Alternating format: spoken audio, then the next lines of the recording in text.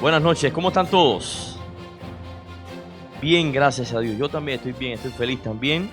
Para mí es un regalo tremendo el verlos aquí a todos ustedes, acompañándome en la exposición de la palabra de Dios. Y también en el rostro de Dios dibujan una sonrisa. Hoy ha sido un día lindo. Bueno, ustedes se preguntarán, bueno, si él es cantante, ¿por qué no ha cantado? Solo cantó la primera noche. Bueno, pues la razón es que parece que el clima me afectó la voz y estoy procurando la manera de reservarme lo más que puedo a ver si mañana podemos hacer el concierto, ¿verdad? Así que oren por mi voz, la tengo bien tomada, pero vamos a hacer algo lindo mañana en la tarde, lo que Dios permita que haga, ¿ok? Amén. Y hoy fue un día lindo, les decía que hoy fue un día lindo, agradezco a Dios y la posibilidad de encontrarme con mi colega, el pastor Alohani, colega del Ministerio de Cuba, y entonces pasamos una tarde sabrosa, ¿no? Pero lo que más grabó acá fue cuando le pregunté al pastor, ¿quién iba a decir? ¿Quién iba a decir que hace 7 años atrás, que hoy íbamos a estar juntos acá en Las Vegas? Con lo difícil que se le hace a un cubano salir de la isla, viajar, por lo costoso que es y por otras cuestiones. Pero Dios es el Dios que da un toque de posibilidades a nuestras imposibilidades. Amén. Muchas veces los hechos son nuestros aliados, pero no siempre sucede así. Generalmente son los hechos los que nos hace caer en tristeza, en depresión y nos lanza hacia el piso, hacia el suelo. Nos deprimen al ver cómo funcionan las cosas en nuestra vida y si nos enfocamos únicamente en los hechos, bueno, pues terminaremos desenfocados y apartándonos del propósito de nuestra vida. Los hechos o la realidad de tu vida puede decir muchas cosas. Los hechos dicen que naciste en una familia quizás disfuncional, por lo cual no te tendrán en cuenta para grandes planes. Los hechos pueden decir quizás también que tienes cierta edad ya bien avanzada, lo cual es una gran imposibilidad para desarrollar un gran ministerio, para servir como tú quieres. Los hechos dicen también que no tienes la economía necesaria para desarrollar un gran negocio, un gran plan en tu vida. Los hechos dicen que tu salud está tan quebrada que ya así no puedes seguir adelante. Los hechos dicen que con la pérdida que tuviste, bueno, pues estás cancelado totalmente. Los hechos dicen muchas cosas, de modo que si te enfocas en la realidad de tu vida, los hechos de tu vida en este momento, terminarás apartándote del propósito por el cual Dios te mantiene vivo. Y yo he aprendido al leer las Escrituras que los hechos no definen mi salud. Es Dios quien define mi salud. He aprendido leyendo la palabra de Dios que los hechos no son quienes definen mi economía, es Dios quien define mi economía, porque bien claro dice que Él es el dueño del oro y de la plata. He aprendido que los hechos no son los que definen qué seré mañana, es Dios quien redirecciona y construye mi futuro. Los hechos dicen muchas cosas, pero Dios tiene la última palabra. Y cuando vamos a la historia, podemos ver allá, me encanta la historia de una mujer hace 4000 años atrás, que fue faraona de Egipto. De hecho, fue la segunda mujer históricamente confirmada faraona de Egipto. Su nombre fue Hatshepsut. Hatshepsut, su nombre significa la más importante entre las damas nobles de Egipto.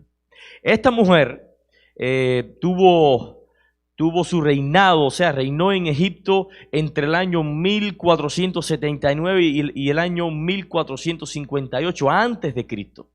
Una mujer con una inteligencia tremenda, una perspicacia para gobernar increíble, pero nada de esto fue lo que realmente me llamó la atención al estudiar la vida de Hatshepsut, sino más bien la manera en que Dios la usó para darle educación y darle formación a una persona que 80 años después, a un niño que 80 años después llegaría a ser el libertador del pueblo de Israel, precisamente esclavizado en Egipto. Y estoy hablando ¿de quién? De Moisés. Moisés. El libro de Éxodo capítulo 2, a partir del verso 1 en adelante, cuenta la historia de cómo Moisés llega al palacio de Egipto. Resulta que esta dama, la dama Hatshepsut, era princesa en esos tiempos. Había una vez al año un ritual que hacía el faraón. Los egipcios tenían muchos dioses, una galería de dioses tremenda.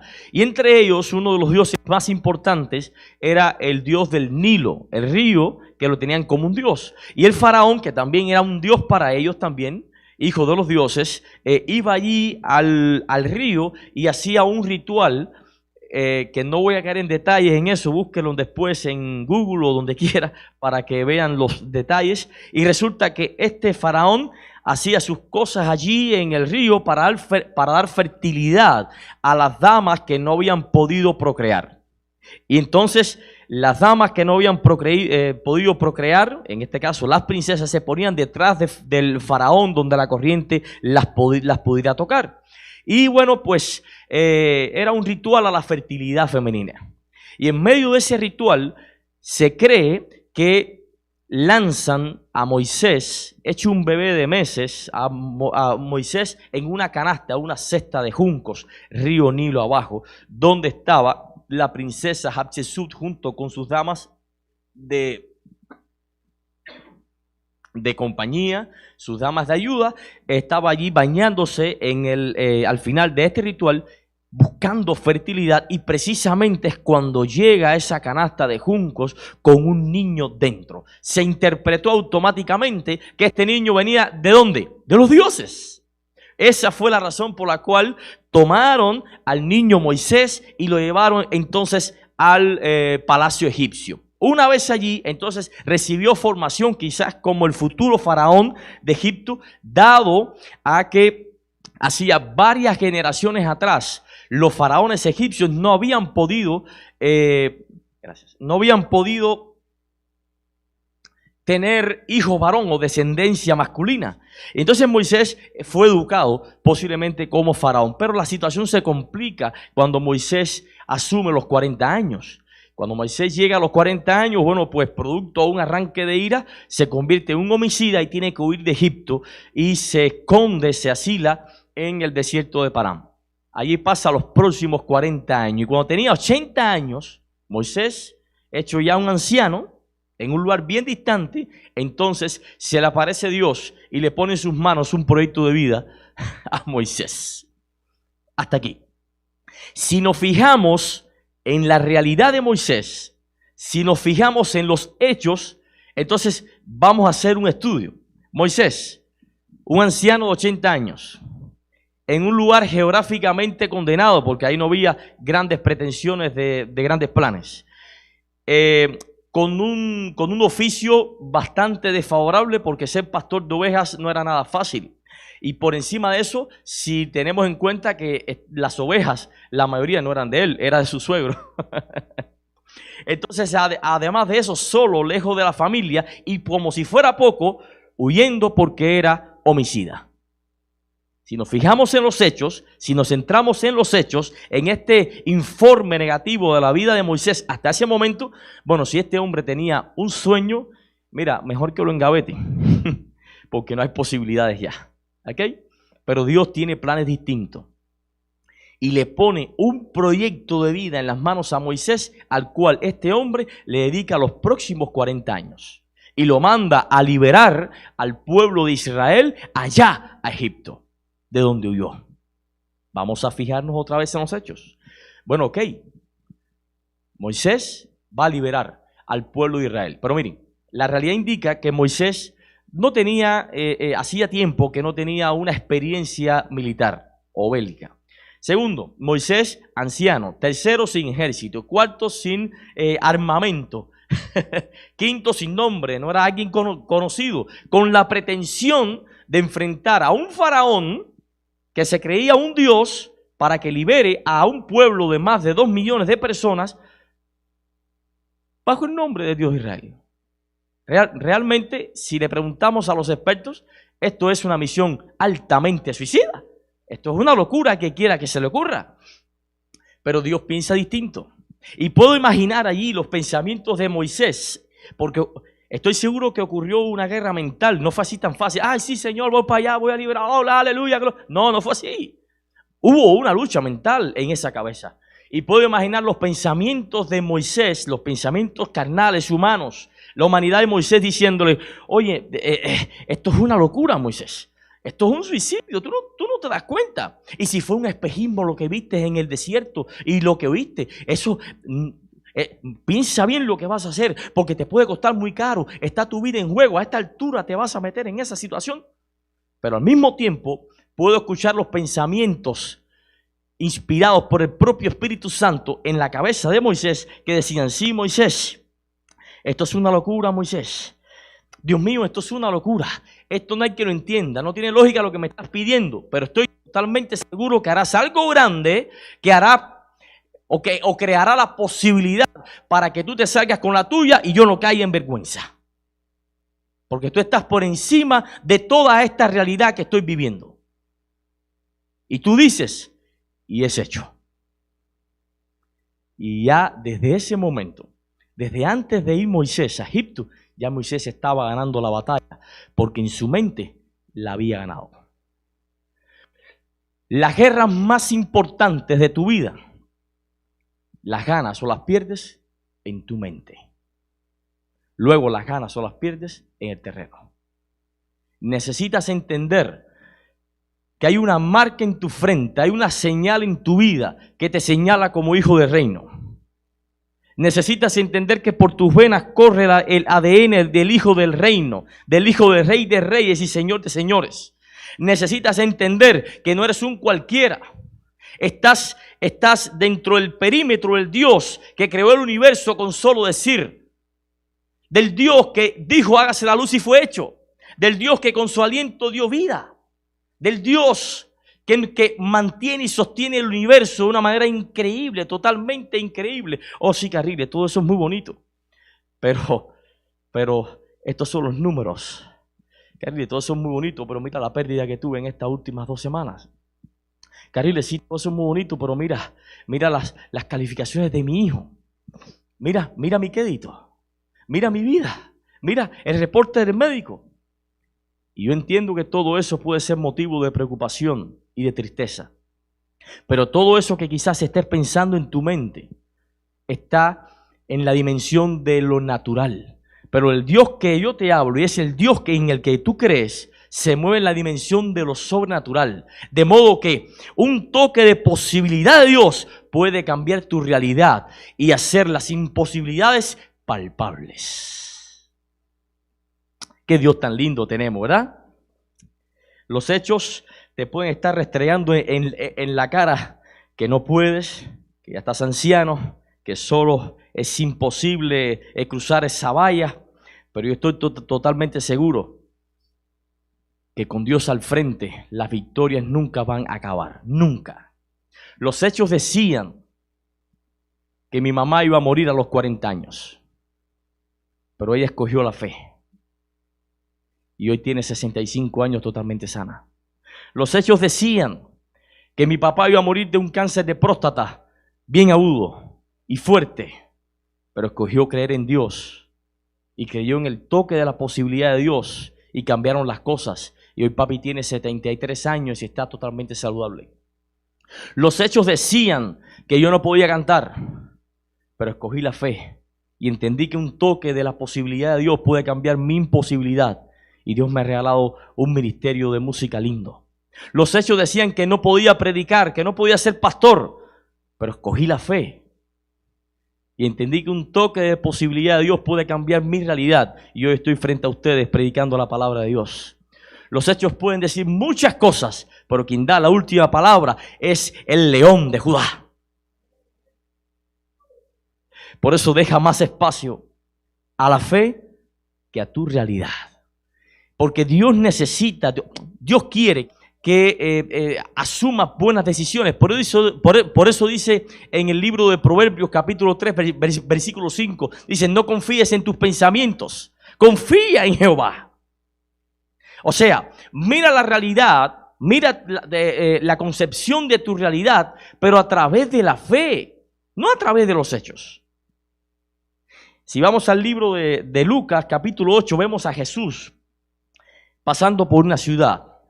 Lo seguía mucha gente como era natural, porque Jesús era muy famoso en ese tiempo, era la figura del momento. Y todo el mundo lo seguía, unos por pan, otros por milagros, otros por fe, por devoción, pero todos lo seguían. Un tumulto extremadamente grande. Y en medio de aquel tumulto se le acerca, logra colarse un principal, un líder alto de la sinagoga, y le pide al Señor que cancele esa caminata que estaba haciendo y se dirija hacia su casa, porque su hija estaba muriendo. Este hombre es Jairo. El Señor tiene misericordia de él y va camino. Desvía su camino y va camino allá a la casa de Jairo, pero se demora mucho porque la gente lo interrumpe en el camino y va a paso lento. Y en medio de aquel camino, Jairo, desesperado, preocupado, triste, ansioso, deprimido, le informan a Jairo, sus sirvientes: mira, Señor, ya no molesten más al maestro, ya tu hija murió. Jesús escucha el reporte negativo, pero lo ignora. Y le dice a Jairo: Jairo, no temas, tu hija no ha muerto, tu hija duerme. Cree, solo cree. Y Jesús fue allá donde estaba la hija de Jairo, y por la fe la hija de Jairo resucitó. Jesús escucha el reporte negativo, pero no se centra en la negatividad del reporte, sino se centra en el Dios que con un toque de su posibilidad hace lo imposible palpable. Jesús dejó más espacio a la fe que al reporte negativo. Lo mismo sucedió con Lázaro. Y le dijo: Lázaro, levántate, sal fuera. Y hoy te dice a ti también, a tus sueños, a tus sentimientos, a tus emociones positivas: levántate, resucita. Porque está aquí frente a ti el Dios de Israel, el león de la tribu de Judá, el que da resurrección y vida, el que pone luz en cada vida. No hay motivo para permanecer en estados de pérdidas. Cuando leemos la Biblia, allí en la tercera carta de Juan, primera de Juan capítulo 5, versículo 14, ahí vemos que dice. Dice allí, capítulo 5, versículo 14, dice: y esta es la confianza que tenemos en Él, que si pedimos algo conforme a su voluntad, Él nos oye. Y si sabemos que Él nos oye en cualquiera cosa que pidamos, sabemos que tenemos lo que hemos pedido. Y esta es la confianza que tenemos en Él, que si pedimos y Él nos oye, Él nos da. Y si sabemos que Él nos oye, entonces recibiremos todas las cosas que le hemos pedido. Pero ¿por qué no? ¿Pero por qué yo pido y no recibo? Porque hay una secuencia que no puedes violentar. Dice, y esta es la confianza. El primer paso es confiar. No se puede ir al Señor con dudas.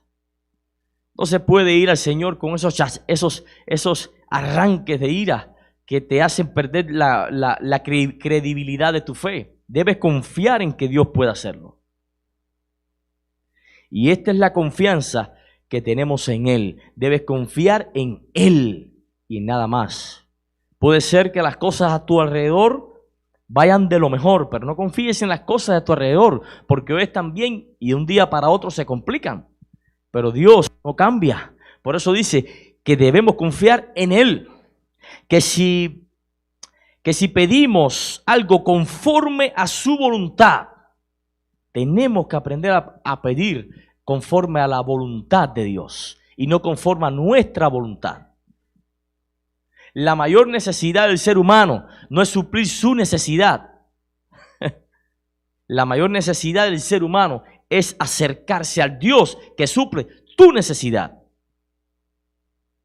Esa es la única manera de no enfocarte en el problema, sino en la promesa. Familia, tenemos que aprender a colocar nuestra mirada en la fe y no en las circunstancias que nos rodean. Puede ser que la vida nos maltrate, puede ser que pasemos momentos extremadamente difíciles, pero yo leo en la Biblia que hay un Jesús que hablaba y las olas le obedecían. Hay un Jesús que hacía que los ciegos vieran, que hacía que los paralíticos se levantaran, que hacía que los leprosos sanaran. Y también leo en la palabra cuando dice Jesús: y no se asombren por estas cosas que están viendo de mí, porque estas mismas cosas que yo estoy haciendo, y es más, aún mayores, las pueden hacer ustedes si confían en mí. Por eso dice las señales de un discípulo en el libro de Marcos capítulo 16. Dice: y estas señales te seguirán: echarás afuera demonios, pondrás las manos sobre enfermos y sanarán, hablarás nuevas lenguas, y hay toda una lista. Pero esta es la señal del discípulo. El discípulo cree, como un niño cree ciegamente en su padre, en su madre. Necesitamos tener esa confianza infantil en Dios. Por eso puede ser que esta noche estés pasando una crisis que no te deja consumir hace mucho tiempo. Puede ser que esta noche estés recogiendo los frutos de hace mucho tiempo, que estás enfrascado en una actitud que te trae pérdidas. Puede ser que esta noche estés sufriendo pérdidas que han sido injustas en la vida. La vida es injusta, pero Dios es justo. Yo te pido en el nombre de Jesús que decidas creer en el Dios de Israel. Él es el único que puede darle un toque de posibilidad, un toque de paz a tu vida, un toque de luz a tu situación. Y aunque aparentemente las cosas a tu alrededor no estén mejorando, no estén cambiando, hay algo importantísimo que sí está creciendo y sí está cambiando, y eres tú por dentro. Y ese es realmente el cambio que más le interesa a Dios, el cambio interno de sus hijos. Que nos volvamos a Él, que entendamos que debemos redireccionar nuestros caminos, nuestros pasos hacia el Dios de lo imposible. No entierres tus talentos, vuelva al don que Dios te dio. No te entregues al sufrimiento, vuelve al gozo que Dios te prometió. No te entregues al vicio o a la perdición, vuelve a la luz admirable a la cual Él te llamó. Y verás un cambio total en tu vida, un cambio drástico en tu manera de concebir tu realidad, ya sea triste o no. Hay alguien que desea decirle: Señor, yo quiero echar afuera todo tipo de confianza en la realidad y quiero dejar más espacio a la fe. Puedes ponerte de pie. Santo de Israel, Dios eterno, príncipe de paz, te damos las gracias porque nunca nos dejas solo. Te damos las gracias porque muchas veces nosotros ponemos un punto, pero tú cambias ese punto final por una coma. La vida sigue. Hay motivos por los cuales luchar. No estamos solos. Hay personas que dependen de nosotros. Somos punto de atención para alguien. Somos testimonio para un mundo que mira nuestra vida. Pero hay muchas personas acá que tienen su lucha grande. Pero sabemos que tú le das tus batallas más fuertes a tus mejores guerreros. Por eso, Señor, fortalece al hermano que está pasando por dificultad. Fortalece al hermano que está pasando por una tristeza incalculable y pon luz en su vida. Llénalo de gozo, llénala de gozo. Hazle entender que aún queda camino por andar, que todo no fue lo que se perdió. Hay muchas cosas por conquistar. Danos fe, aumenta nuestra convicción de ti, de saber que con tu toque de posibilidad puedes hacer palpable nuestra imposibilidad y cambiar nuestra historia. Hazte visible en nuestra vida, porque creemos en ti y te lo pedimos en el nombre poderosísimo, que es sobre todo nombre, el nombre de nuestro Señor Jesucristo. Y esta iglesia lo cree y dice amén. Que Dios te bendiga y te abrigue siempre. Puede tomar asiento. Mañana estaremos acá temprano. Hay toda una actividad por el sábado número 13 del año que es dedicado a los niños. Por eso ven toda esta decoración a mi espalda. Así que no falte, no deje traer a su bebé, a su muchachón. Y estamos aquí mañana a las 10, ¿verdad? Que Dios los bendiga y los proteja siempre.